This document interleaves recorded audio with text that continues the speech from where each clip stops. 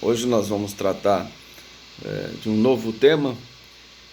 Nós vamos falar sobre embargos infringentes ou de nulidade, tá? É mais um recurso do processo penal, um recurso importante porque ele afeta diretamente as questões que envolvem tanto o recurso especial quanto o recurso extraordinário, né? Daí a sua importância, certo? Então, num primeiro momento, alguns doutrinadores, ainda que minoritários, eles tratam como se fosse dois recursos: embargos infringentes ou embargos de nulidade. Mas isso só aparentemente, porque na verdade trata-se de um único recurso. O que se difere em relação a você dar o nome de embargos infringentes ou embargos de nulidade é em relação à matéria objeto do embargo. Vou explicar melhor. Se você vai discutir questões de direito material, por exemplo, você vai discutir, olha, a decisão foi injusta, a decisão foi de condenação, ou condenou a pena maior ou a pena menor. Então, você vai estar discutindo o mérito da questão. Toda vez que você discute o mérito da questão, você vai chamar o seu recurso de embargos infringentes. Então, toda vez que você discutir direito material. Então, se você discute direito material, você vai dar o nome de embargos infringentes. Agora, se você vai discutir, por exemplo, questões de natureza processual, né? Por exemplo, preliminares de nulidade. Você vai dizer, olha, o processo é nulo porque não respeitou ampla defesa ou contraditório. Não está relacionado ao mérito da discussão do recurso, se a sentença deve ser mantida, se a decisão deve ser mantida ou reformada. Não é isso que você está discutindo. Você está discutindo uma preliminar que envolve direito processual. Então, se envolve direito processual, daí você dará o nome de embargos de nulidade. Certo? Então, essa é a diferença nas terminologias a serem utilizadas nesse recurso objeto de estudo na data de hoje. Tá? Mas trata-se de uma previsão só. Não tem, olha, esses artigos aqui falam de embargos infringentes, esses demais artigos aqui falam de embargos de nulidade. Não é isso. É um recurso só. Que ora você dará um nome de nulidade, por exemplo, quando você vai discutir uma qualificadora, aquele caso que vocês têm lá, que vocês fizeram os embargos declaratórios. Um desembargador decotou uma qualificadora, certo? Então, nesse caso, nós falamos que trata-se de embargos infringentes. Por quê? Porque você está discutindo o mérito da questão, se permanece ou não aquela qualificadora.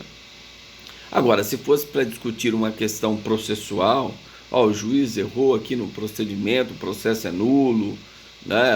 Violou o princípio da ampla defesa, do contraditório, então o processo é nulo. Aí você está discutindo de questões de natureza processual. Aí você vai dar o nome de embargos de nulidade, mas com o mesmo fundamento. Você vai só mudar a terminologia. Ora você fala infringente, ora você fala de nulidade, a depender das questões. Se você estiver tratando direito material, condenação, um dispositivo da lei especial, de lei penal, do Código Penal, você vai falar infringente. Quando você está discutindo questão de natureza processual, você vai falar de embargos de nulidade. Tudo bem? Então, quem pode abrir o código aí para a gente começar o estudo e facilitar a nossa interpretação aqui? O artigo 609, parágrafo único do Código de Processo Penal. Artigo 609, parágrafo único. Pois não.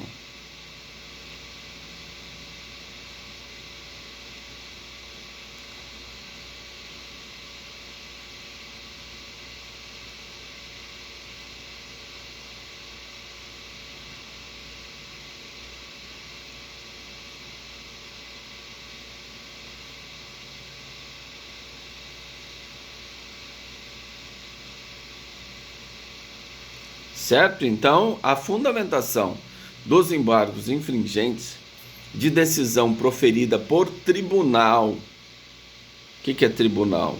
Tribunal de Justiça do Estado de São Paulo, quando eu falo matéria estadual, e Tribunal Regional Federal, quando eu falo matéria de natureza federal, que tem interesse da União.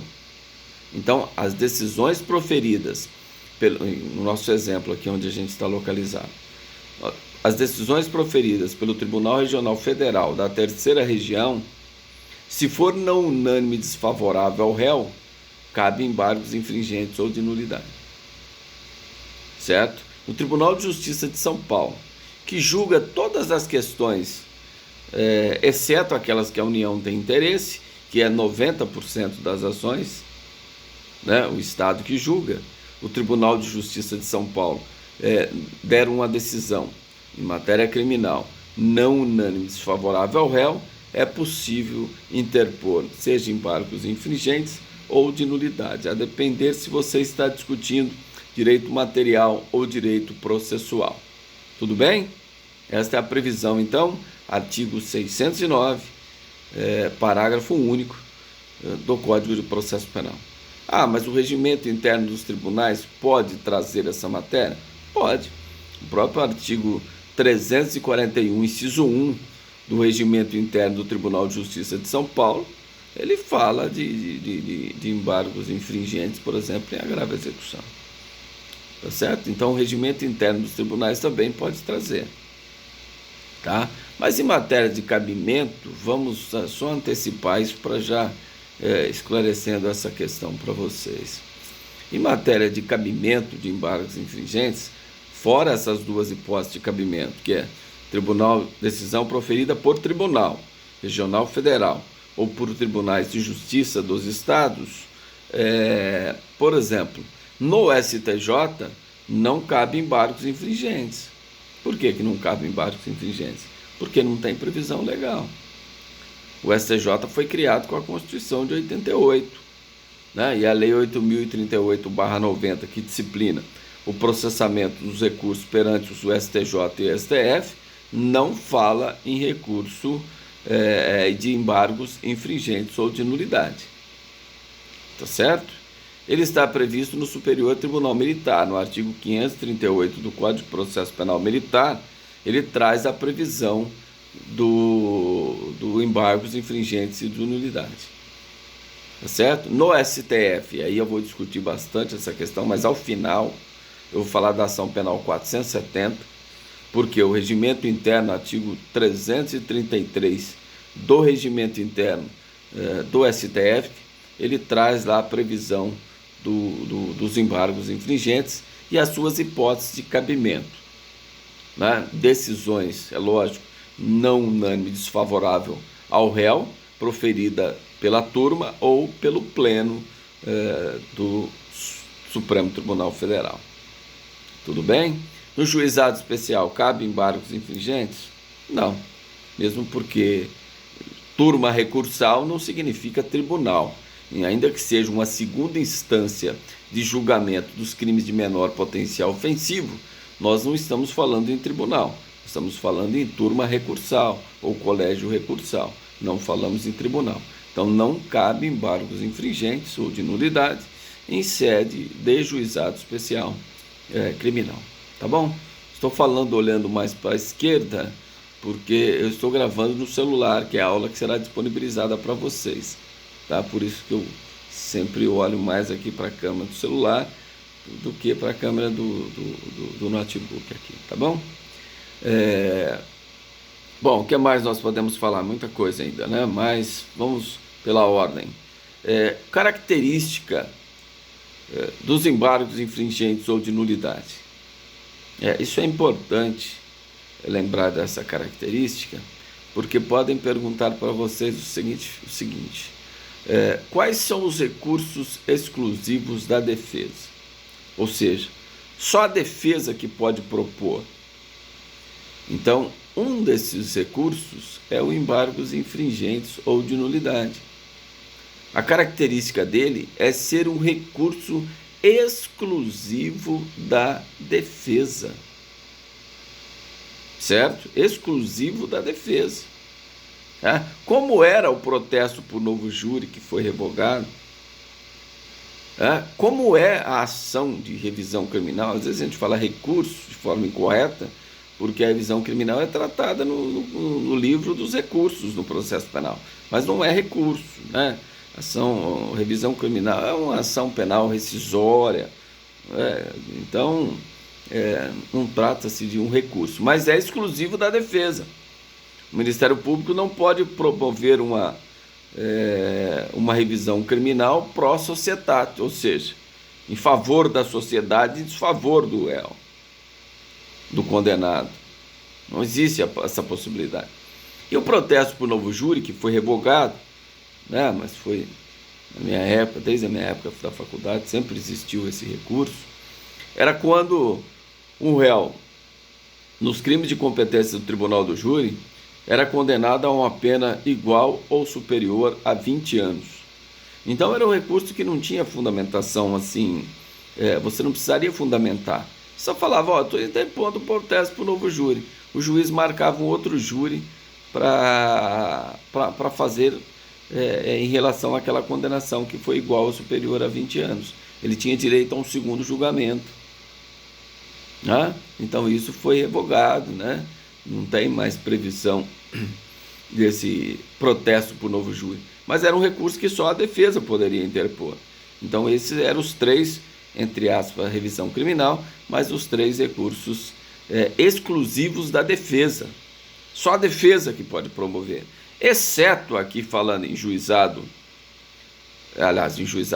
em embargos infringentes ou de nulidade, ele deixa de ser privativo da defesa no Superior Tribunal Militar. No artigo 538 do Código de Processo Penal Militar, lá no Superior Tribunal Militar, ele deixa de ser um recurso exclusivo da defesa. O promotor também pode promover os embargos infringentes quando a decisão for não unânime desfavorável a ele. Então lá tem essa previsão, mas só lá.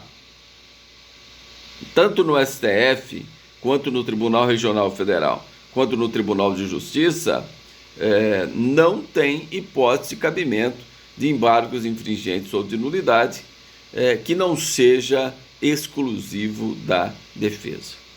Tá? Mas vocês poderiam perguntar, né? Surge uma questão, mas isso não iria ferir o princípio da igualdade, o princípio do contraditório? Não, porque foi uma forma do legislador prever um direito, uma garantia individual do réu no que se refere ao exercício da ampla defesa. Então não encontra essa fundamentação que, ele não seria constitucional, não seria legal, porque fere o princípio da igualdade entre as partes. Por que então, quando uma decisão não unânime desfavorável ao Ministério Público, ou seja, ele não poderá interpor embargos infringentes?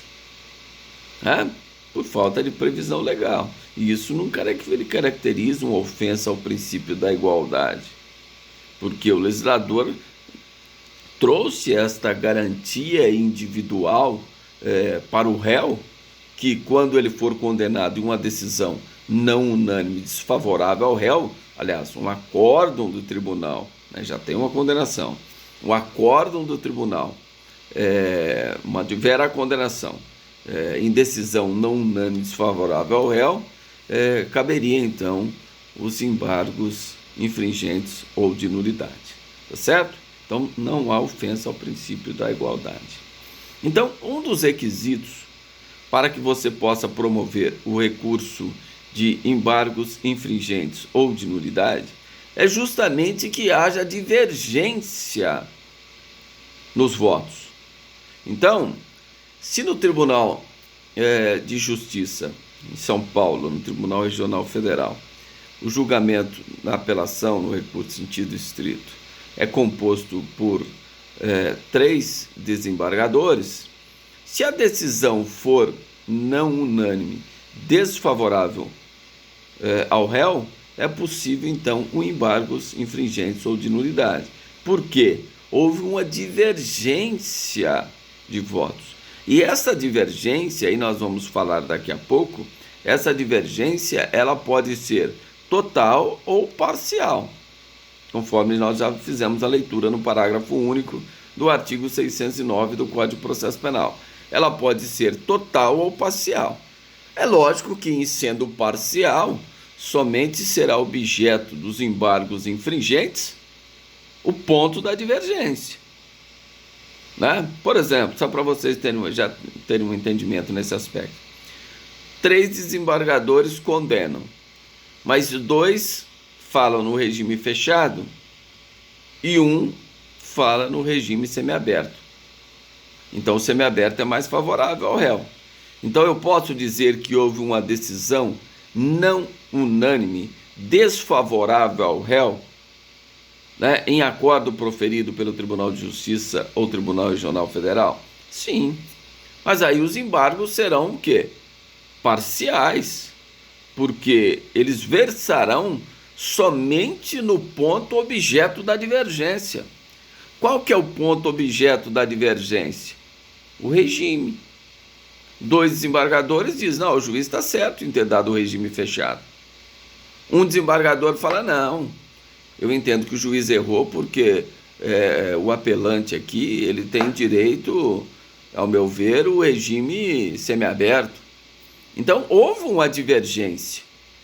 É possível os embargos, e essa divergência é não unânime, desfavorável ao réu, né? Porque 2 no regime fechado e 1 no regime aberto, então foi desfavorável ao réu.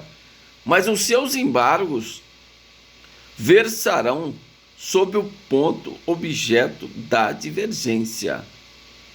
Você não vai discutir mais em sede de embargos infringentes a questão da condenação, porque a condenação foi unânime. A condenação foi unânime. Os 3 condenaram. Porém, 1 divergiu sobre o regime e entendeu por um regime mais benéfico ao recorrente. Então, nesse caso, caberia embargos infringentes, né, para discutir a questão da fixação do regime. Tudo bem? Isso são embargos parciais. Mas aí nós vamos ver lá na frente, no processamento, qual é o reflexo e a importância quando os embargos forem parciais. E aí nós vamos chegar lá, vocês vão ver que importância absurda nesse aspecto. Tá bom? Então vocês tiveram aí uma experiência e aquele acórdão que eu passei para vocês fazerem os embargos declaratórios foi justamente para constar aquela declaração de voto que não tinha, onde o desembargador decidiu de forma favorável. Então lá eu falo embargos infringentes, porque eu estou discutindo o mérito, não é? Um desembargador tirou uma qualificadora, os outros 2 mantiveram a qualificadora. Então essa decisão foi não unânime, desfavorável ao réu, certo? Então é necessário aí os embargos infringentes, né? E aí o nome dado é embargos infringentes, porque você está discutindo mérito, você está discutindo questão de direito material. Mas só deixando claro para vocês que eu pedi para vocês fazerem os embargos declaratórios. Por quê? Isso facilitaria a sua argumentação nos embargos infringentes. Mas aí vocês vão perguntar, professor, mas do jeito que estava lá, se eu não faço os embargos declaratórios, eu estaria impedido de promover os embargos infringentes, mesmo não tendo a declaração do voto vencido? A resposta é não. Você não estaria impedido. Ah, tirou a qualificadora. Por que motivo? Ah, não sei, ele tirou. Então eu também entendo que devo tirar e vou dar meus motivos. Eu poderia interpor embargos infringentes sem embargos declaratórios naquele processo que eu passei para vocês? Sim. Mas não era conveniente. Por quê? Se você sabe os argumentos do desembargador que foi voto vencido, isso iria auxiliar na sua argumentação para convencer depois os demais desembargadores. Por isso que eu pedi para vocês fazerem os embargos declaratórios para fazer constar no acórdão a declaração do voto vencido. ou seja, a declaração do desembargador que teve o voto vencido. Tá certo? Então isso é muito importante, mas não é fato impeditivo. Não seria por ausência de embargos declaratórios que você não poderia questionar essa decisão não unânime desfavorável ao réu, mesmo sem a declaração do voto vencido. Tá? Porque o desembargador, quando ele vai votar, ele fala, ó, discordo do relator, vota ao contrário. Mas talvez ele não faz isso por escrito. Ele faz só na hora ali a argumentação. E não consta isso. Então aí qual vai ser a emenda de julgamento? Olha, a terceira Câmara Criminal, no processo tal, por decisão majoritária, negaram o provimento à apelação. Vencido o desembargador tal que dava provimento à apelação. Pronto. Nós temos uma decisão não unânime desfavorável ao réu. Cabe embargos infringentes? Cabe. Ainda que eu não tenha a declaração do voto vencido. Você pode interpor direto os embargos infringentes. Mas, repito, determinados casos, como aquele exemplo que eu dei para vocês, é melhor você ter a declaração do voto vencido, vai auxiliar no seu argumento. Aí vocês vão falar para o tribunal, no julgamento dos embargos infringentes, olha, eu entendo assim, o desembargador lá que deu o voto favorável à defesa também entende dessa forma. Está aqui os argumentos que ele trouxe. Certo? E isso iria facilitar, né? Fazer com que você pudesse ter uma chance maior de ter êxito no seu recurso de embargos infringentes. Tudo bem? Bom, mas vamos agora decidir uma questão. Acordos impugnáveis via embargos infringentes ou de nulidade. O que eu quero dizer com isso? Será que todos os acordos proferidos pelo Tribunal de Justiça ou Tribunal Regional Federal caberá embargos infringentes? Ou não? Como que nós podemos verificar isso? Será que, por exemplo, num habeas corpus, eu entrei com habeas corpus lá no tribunal contra uma decisão do juiz aqui de Ribeirão Preto. O tribunal vai julgar, em decisão colegiada, aquele habeas corpus. E vai dizer, conceda a ordem de habeas corpus ou denego a ordem de habeas corpus. Mas isso pode se ficar 2-1. 2 desembargadores não concedem, 1 desembargador concede. Ou 2 desembargadores não anulam o processo, 1 desembargador anula o processo. Então nós temos aí 2 hipóteses, né? Se for a primeira, embargos infringentes. Se for a segunda, embargos de nulidade. Mas será que caberia em sede de habeas corpus? Não. Não caberia em sede de habeas corpus. Ah, mas em pedido de desaforamento, será que caberia embargos infringentes? Também não. Será que em mandado de segurança caberia embargos infringentes? Também não. Será que em correição parcial caberia embargos infringentes?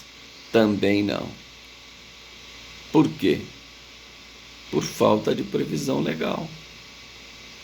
Por falta de previsão legal. Não tem previsão. Ah, mas onde está a previsão? Então, se a gente ler, e aí a gente vai começar tendo uma dedução técnica da coisa. Se a gente ler, salvo engano, é o capítulo 5, tem alguém com o código aí aberto? Lê para mim, logo acima do artigo 609 caput, você vai ler, salvo engano, é capítulo 5º. O que fala? Capítulo 5º.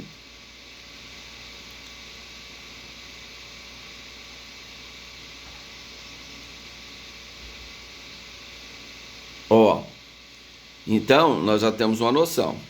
Os embargos infringentes foram inseridos no capítulo que trata dos processos, dos recursos de apelação e recursos em sentido estrito perante os tribunais de apelação, ou seja, Tribunal de Justiça e Tribunal Regional Federal. Então, ele está no Código previsto em relação ao recurso em sentido estrito e apelação. não é? Então nós poderíamos afirmar, olha, só cabe embargos infringentes nos recursos de apelação ou nos recursos em sentido estrito proferidos pelo Tribunal de Justiça ou pelo Tribunal Regional Federal, quando o acordo for não unânime desfavorável ao réu.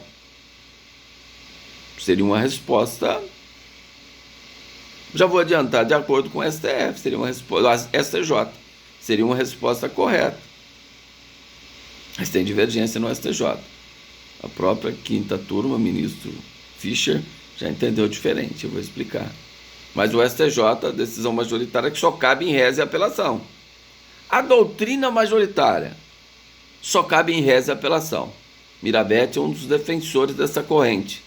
Só cabe embargos infringentes ou de nulidade em acordos proferidos no recurso de apelação ou no recurso em sentido estrito. Certo? Falei majoritariamente o que prevalece. Falei da posição do STJ nesse sentido. Mas aí nós vamos numa explicação técnica e vou falar para vocês. No Tribunal de Justiça de São Paulo, cabe também no agravo de execução, tanto que está previsto no artigo 841, inciso 1 do Regimento Interno do Tribunal de Justiça do Estado de São Paulo. Está previsto lá embargos infringentes em agravo de execução. Mas por que está previsto? Ao meu ver, e eu vou explicar para vocês, é uma questão lógica. Por que é uma questão lógica? Porque antes de 1984 não existia agravo de execução. Todas as decisões do juiz da execução, que estão previstas lá no artigo 581, eram discutidas via o quê? Recurso em sentido estrito. Por quê? Só foi criar o agravo de execução em 84, com a Lei 7.210 de 84, que é a LEP, que modificou a parte geral do Código Penal e criou a Lei de Execução Penal. Então, antes, tudo era reze. O juiz da execução negou a progressão de regime. Juiz da execução negou a suspensão condicional da pena. Juiz da execução negou o livramento condicional. O que você interpunha? Reze.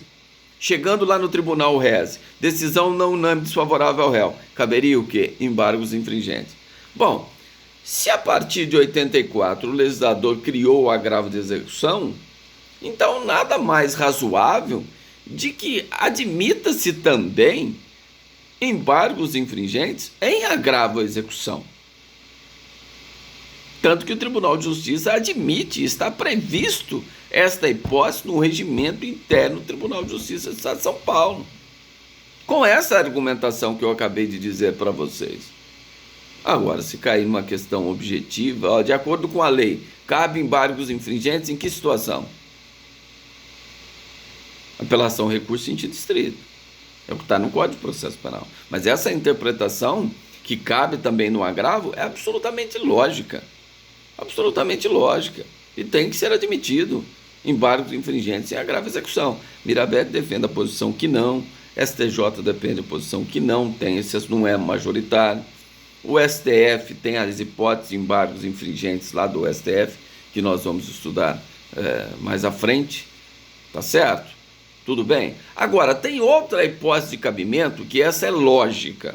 Essa não tem como falar que não cabe. E aqui vocês têm que prestar atenção. Bom, vou dar dois exemplos para vocês.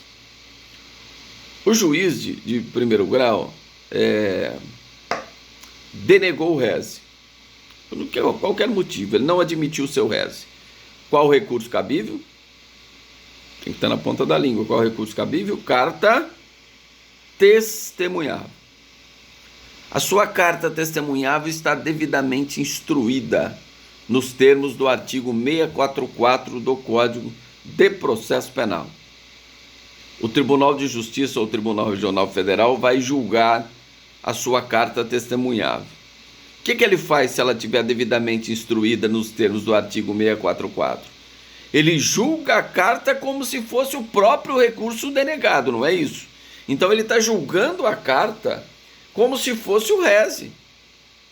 Se ele está julgando a carta como se fosse o reze, De reze cabe embargos infringentes ou de nulidade?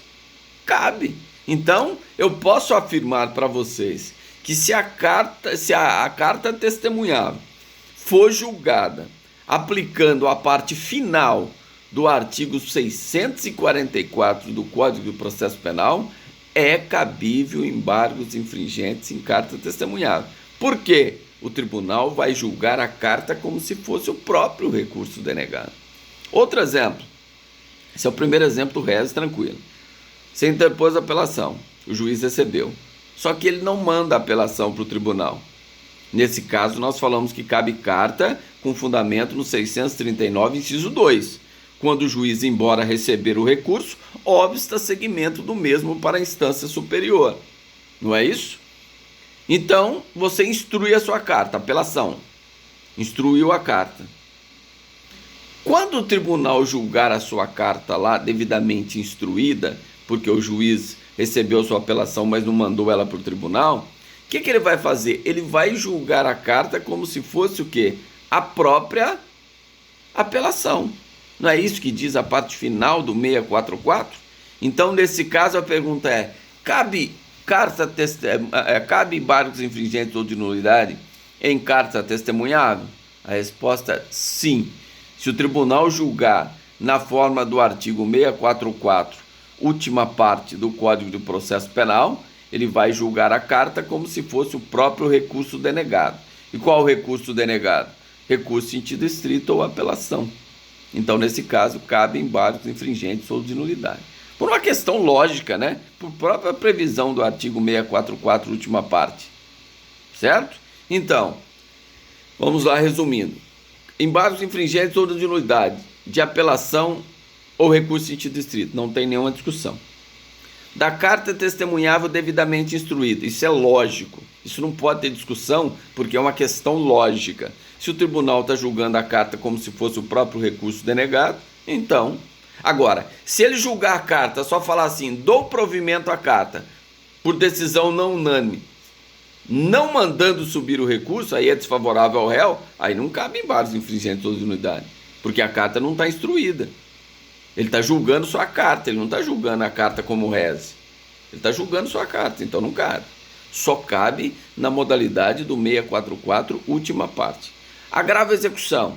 Prevalece o entendimento majoritário que não caberia.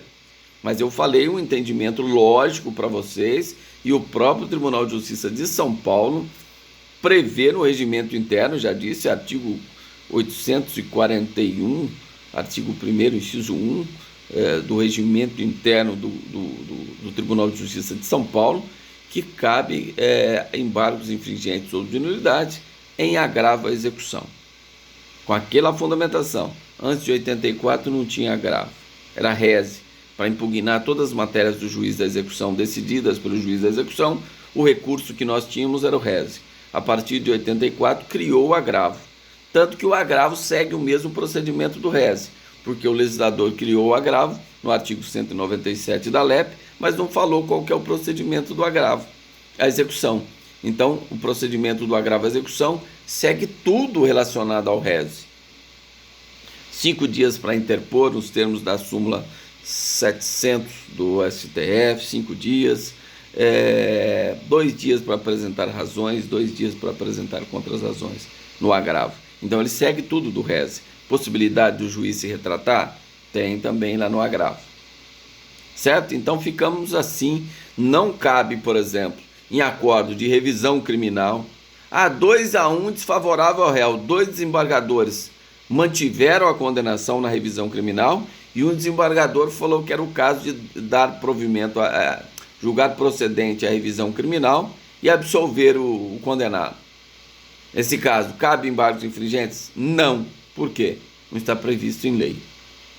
Habeas corpus, 2-1. 2 desembargadores diz que o paciente tem que ficar preso, um desembargador diz que tem que soltar. Cabe embargos infringentes ou de nulidade? Não. Mandado de segurança, 2 desembargadores não concedem a ordem, um desembargador concede a ordem. Também cabe embargos infringentes? Também não. Por falta de previsão legal. Tá certo? Então, nós falamos aí as hipótese de cabimento dos embargos infringentes. Tudo bem? Tranquilo até aí? Então tá bom. Nós temos... Pois não.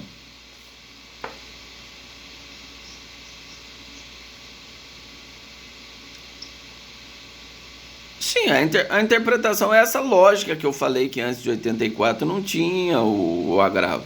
Era só o reze. Tanto que as hipóteses ainda até permanecem, de agravo ainda permanece no 581 do Código de Processo Penal. Elas não foram suprimidas de lá. Então, isso é uma questão lógica de se admitir. Mas parte da doutrina não admite. O STJ, a maioria no STJ também não admite embargos infringentes e agravo execução. Com qual fundamento? Não está previsto em lei. Se você olhar lá o capítulo do Código de Processo Penal que está inserido em embargos infringentes ou de nulidade, fala do processamento do recurso em sentido estrito e apelação perante os tribunais de apelação. Então você ficaria com esse argumento. A lei diz que só fala que cabe em reze e em apelação. Tá? Quanto à carta é indiscutível, porque aí é lógico, né? A carta devidamente instruída não há o que discutir. É lógico que tem que ser admitido embargos infringentes quando o juiz do tribunal julgar ela conforme a parte final do artigo 644. Julga a carta como se fosse o próprio recurso denegado. Em que situação que ele fará isso? Quando a carta testemunhável estiver devidamente instruída. Certo? Tudo bem? Nada. Vamos falar da competência. A competência, o endereçamento, vamos dizer assim, dos embargos infringentes ou de nulidades, ela é endereçada ao próprio relator que proferiu a decisão. O próprio relator do acórdão, você endereça a ele. Ele vai analisar se tem os requisitos de admissibilidade, né? Os requisitos de ordem objetivo e subjetivo. E aí, o que acontece? A Câmara do Tribunal de Justiça, ou a turma do Tribunal Regional Federal, são compostas de 5 desembargadores. Só que 3 participam do julgamento da apelação ou do recurso em sentido estrito, ou do agravo, ou da carta devidamente instruída lá. 3 participam. Então, se for decisão não unânime desfavorável ao réu, você vai endereçar o seu embargo infringente ou nulidade para o relator. E aí, o que acontece? Vai vir mais 2 desembargadores, que serão relatores e revisores, que não participaram do julgamento. Então, vai ser 2 que não participaram, mais os 3 que participaram. Seriam 5 desembargadores. Seja no Tribunal Regional Federal, que lá chamam turmas, e seja no Tribunal de Justiça de São Paulo, que chamam câmaras criminal. São julgados por uma das câmaras criminais dos Tribunais de Justiça de São Paulo ou uma das turmas criminais do Tribunal Regional Federal. Aí pelos 5, certo? Aí vai ter outro relator, outro revisor, mais os 3 que participaram do julgamento. Por quê? Porque é possível juízo de retratação. Vamos imaginar aqueles 2 desembargadores que foram contra o recorrente, o apelante. Eles podem mudar de ideia. Falar, vamos votar com o relator, nós estamos mudando de ideia. E aí o réu ganhar, por decisão majoritária ou por decisão unânime até, nos embargos infringentes. Isso pode acontecer. Certo? Então, ao juízo de retratação, aquele desembargador que votou contra o réu, nos embargos infringentes ele pode mudar de ideia. Fala, não, agora eu vou votar a favor do réu, eu entendo que eu devo votar em favor do réu. Esse relator agora me convenceu. Certo? Então isso pode acontecer tranquilamente. Tudo bem? Então nós falamos da competência, do endereçamento. Então lá tem o funcionamento, já falando da competência, tem o funcionamento. A procuradoria tem que fazer o parecer, é obrigatório. Então tem um revisor, tem um relator, tem um revisor, parecer da procuradoria. Se tiver assistente de acusação, manifestação do assistente de acusação, e depois vai para votação. Você pode fazer a sustentação oral, a defesa tem o direito de fazer a sustentação oral. Tá? Agora, quando os embargos infringentes são propostos numa ação penal privada, entende-se que deve-se intimar a parte contrária, que é o querelante. Então, o réu, que é o querelado. ele recorreu. Então tem o querelante. Então, ouve-se o querelante antes do promotor. Isso está previsto no próprio artigo 841, parágrafo 1º e 2º do Regimento Interno do Tribunal de Justiça de São Paulo. Então, na ação penal privada, ouve-se também o querelante antes do Ministério Público no julgamento dos embargos infringentes, né? Lá em segundo grau, porque não cabe embargos infringentes em sede de juizado especial criminal. Certo? Porque só cabe decisão não unânime proferida por tribunal. Qual tribunal? Tribunal de Justiça ou Tribunal Regional Federal. Turmas recursais ou colégios recursais não são tribunais. Então não cabe embargos infringentes. Tudo bem? Tranquilo? Então falamos da competência, né? E do endereçamento dos seus embargos infringentes. Lembram que isso já faz parte, né? Essa parte vocês têm que gravar, que vocês vão utilizar isso na prática. Então, na prática, não há nem... Quando eu passar o exercício para vocês, vocês já sabem a quem vocês vão endereçar os embargos infringentes. Ao relator do acordo, do recurso de sentido estrito, da apelação, do agravo à execução ou da carta testemunhável devidamente instruída. Vocês vão endereçar a ele. Certo? Tudo bem? E aí as razões você endereça, né? A Câmara Criminal. A terceira Câmara, presidente da terceira Câmara Criminal do Tribunal de Justiça do Estado de São Paulo. Sem problema. Certo? Então vamos lá. Pois não.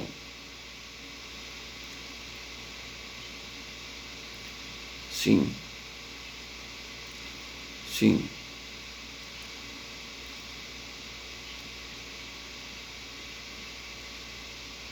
Sim, aí vai ter outro relator e vai ter um revisor.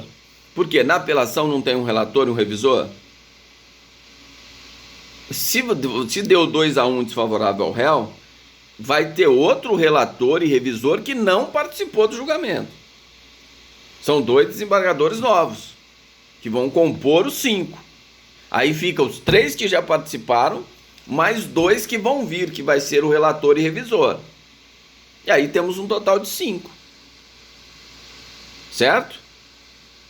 Tudo bem? Então tá bom. Tá ótimo. Então vamos falar um pouquinho então da legitimidade, né? A legitimidade. Quem tem legitimidade para propor embargos infringentes ou de nulidade? Uma das características praticamente já responde isso, né? É um recurso exclusivo da defesa.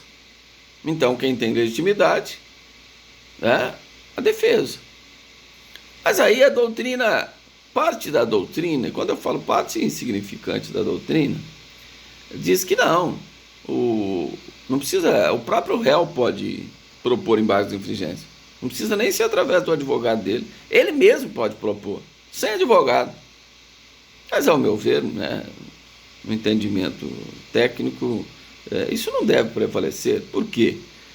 De acordo com o artigo 1º, se não me engano, inciso 1 da Lei 9.806 de 94, que é o Estatuto da Ordem dos Advogados do Brasil, ele só excluiu o habeas corpus, a desnecessidade de capacidade postulatória, e ele não faz em relação ao embargos infringentes. Então, exige sim capacidade postulatória, só o advogado. Se o réu interpor, é lógico que o juiz, dentro do prazo legal, o juiz vai falar, intime seu advogado para apresentar na forma técnica. Porque aqui você não faz as razões, a interposição e depois as razões. É tudo junto. Você não tem essa possibilidade. Então saiu o acórdão lá no tribunal. Nós vamos falar o prazo, né? Você tem que interpor os embargos infringentes, interposição e a razão da interposição. Tudo junto, tá? Mas pode ser que o réu chegue e faz uma carta lá, fala para o tribunal que quer recorrer. Aí dentro do prazo que a lei estabeleceu. Aí o tribunal vai intimar, se ele tiver o advogado lá constituído, se o advogado constituído deixou o processo, ele vai intimar a defensoria para atuar em favor do interessado, do réu. Tá bom? Ah, mas e o Ministério Público não tem legitimidade, a não ser no Superior Tribunal Militar? Lá no artigo 538 do Código de Processo Penal fala que no Superior Tribunal Militar é a única hipótese que o Ministério Público também tem legitimidade para interpor embargos infringentes. Lá não é exclusivo da defesa. No Superior Tribunal Militar não é recurso exclusivo da defesa. Então lá o Ministério Público também tem legitimidade.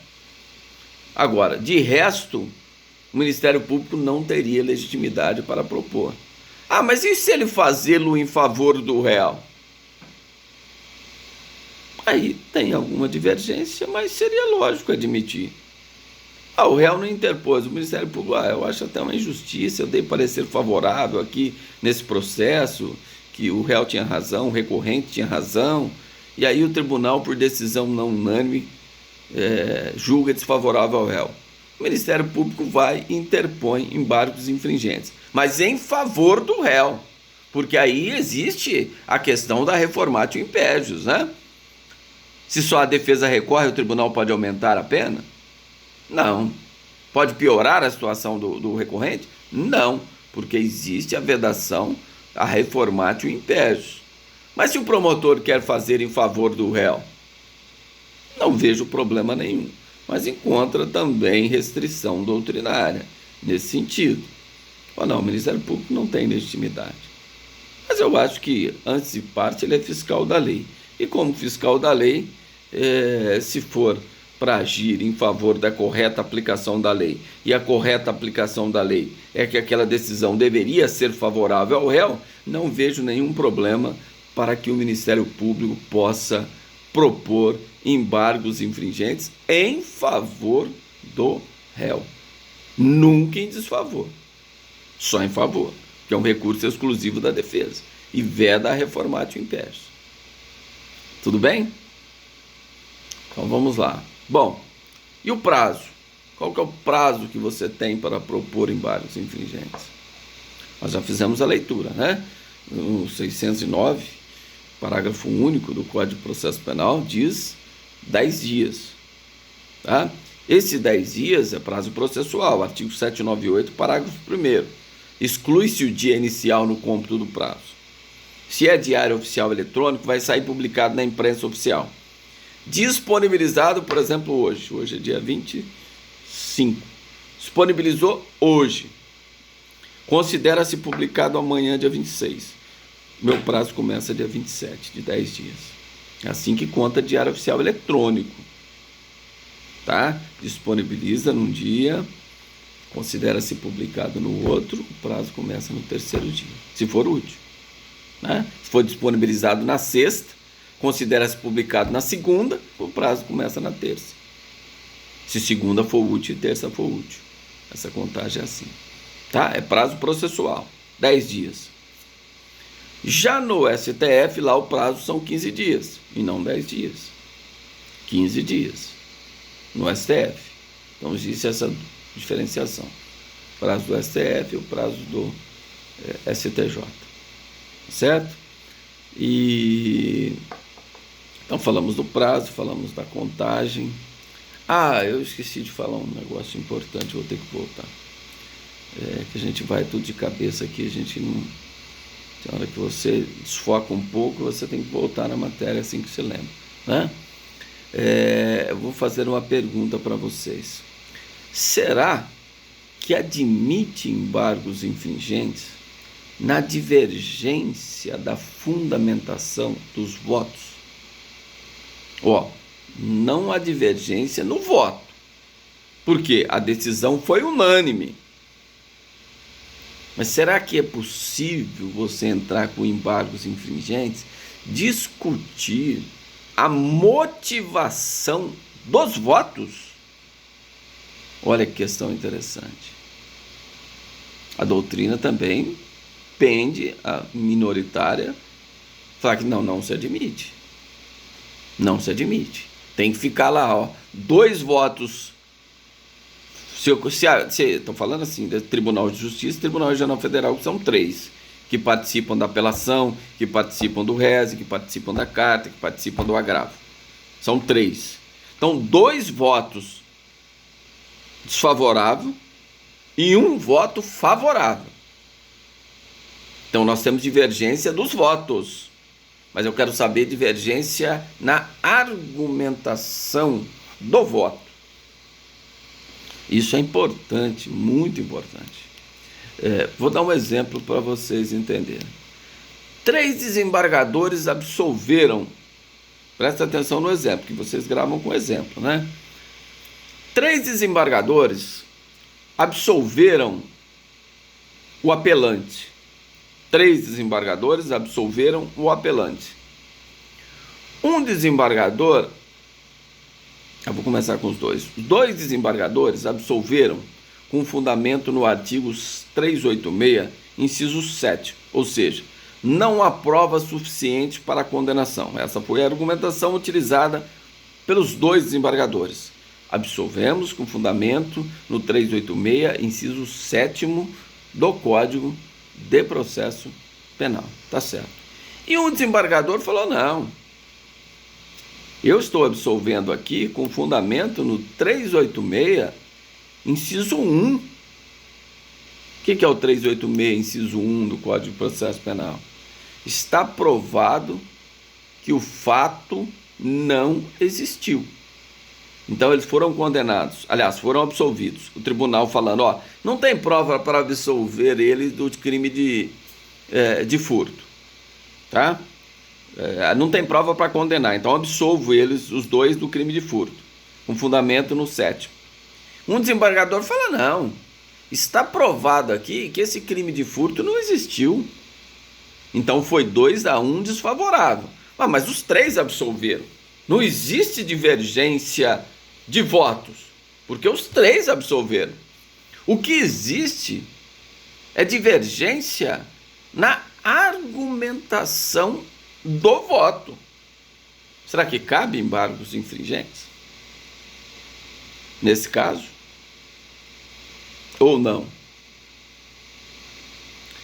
Ao meu ver, e a doutrina majoritária entende nesse sentido, está nítido aí o prejuízo para o recorrente, gente.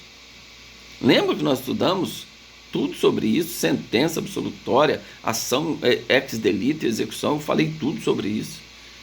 E sentença condenatória, eu falei tudo sobre isso. O que acontece? Se esse sujeito é funcionário público, imagina, ele já foi demitido a bem do serviço público. O que vai acontecer com ele nessa apelação que ele foi absolvido? Ele poderá ser reintegrado ao serviço público? Sim ou não? Tem que entender isso, gente. Quem não entendeu isso, com essa decisão ele vai ser reintegrado? De forma alguma. 2 desembargadores, por decisão majoritária, entenderam que não existe prova do fato. Um desembargador entendeu que o fato não existiu. Ele será reintegrado? Não, porque foi decisão não unânime na motivação. Por que é interessante para ele ter os embargos infringentes? Porque se ele conseguir nos embargos que fique maioria a absolvição com o inciso 386.1, aí ele terá direito à reintegração. Então, toda vez que houver recursos, aliás, recursos não, toda vez que houver influência extrapenal, é possível embargos infringentes na divergência da argumentação do voto. Certo? Então, se nos embargos infringentes, por maioria, vencer que ele tem que ser absolvido com 386, inciso 1, está dizendo que o fato não existiu, gente. O peculato não existiu. O que vai acontecer com o funcionário público que foi demitido porque havia cometido um peculato? Porque ele pode ser demitido antes no processo administrativo. A esfera administrativa independe da judicial. Mas nesse caso, se a judicial falar que o fato peculato não existiu, o que vai acontecer com ele? Ele vai ser reintegrado ao serviço público. Ele vai ser reintegrado ao cargo público. Certo? Então, nesse caso, qual que é interessante para ele? Mudar o voto para o 386, inciso 1, ou 386, inciso 4º, ou 386, inciso 6º, primeira parte, que está provado que ele não concorreu para o crime, ou está provado que ele agiu por uma causa excludente da ilicitude. Essas são as questões que faz coisa julgada no civil. Não se discute mais isso no civil, no administrativo. Então, para ele, funcionário público que foi demitido, só existe 3 fundamentações que interessam para ele na absolvição, para ele ser reintegrado. Fundamento no 386, inciso 1, está provado que o fato não existiu. 386, inciso 4, está provado que ele não concorreu para o crime. E em 386, inciso 6, está provado que ele agiu por uma causa